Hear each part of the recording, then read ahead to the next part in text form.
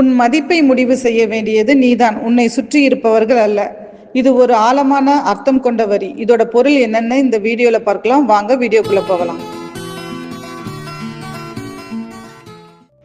பல நூறு ஆண்டுகளுக்கு முன்பு ஒரு சிற்றரசின் தலைநகரில் ஒரு வயதான ஞானி வாழ்ந்து வந்தார். அவருக்கு ஒரு மாணிக்க கல் இருந்தது. அது மிகுந்த ஒளியும் அழகும் கொண்டது. ஆனால் அதன் உண்மையான மதிப்பு என்னவென்று யாருக்கும் தெரியவில்லை. ஒரு நாள் அந்த ஞானி ஒரு இளைஞனை அழைத்து, மகனே, இந்த கல்லை எடுத்துக்கொண்டு சந்தைக்கு செல். இதன் மதிப்பு என்ன என்று தெரிந்து கொண்டு வா.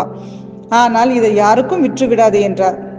இளைஞன் அந்த கல்லை எடுத்துக்கொண்டு சந்தைக்கு சென்றான். முதலில் ஒரு காய்கறி வியாபாரியிடம் சென்று, ஐயா, இந்த கல்லின் மதிப்பு என்ன என்று கேட்டான்.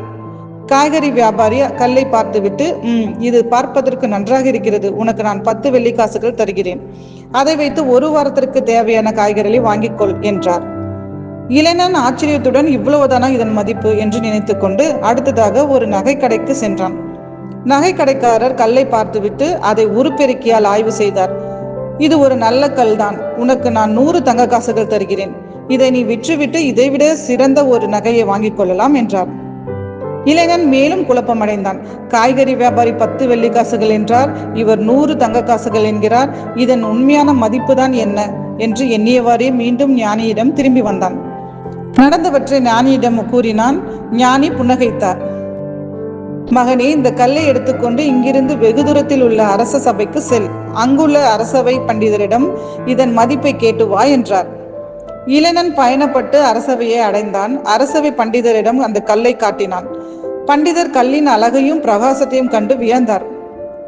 அதை பல்வேறு கோணங்களில் ஆய்வு செய்தார். பிறகு பெரும் மதிப்புடன் அந்த மாணிக்கத்தை கையில் வைத்துக்கொண்டு, ஐயோ, இந்த மாணிக்கத்தின் உண்மையான மதிப்பை நான் எப்படி சொல்வது? இது விலை மதிக்க முடியாதது. இந்த கல்லின் மதிப்பு இந்த ராஜ்யத்தின் ஒட்டுமொத்த செல்வத்தை விடவும் அதிகம். இது ஒரு பேரரசரின் கிரீடத்திற்கு மட்டுமே சொந்தமானது என்று பெருமையுடன் கூறினார். இளைஞன் திகைத்து போனான்.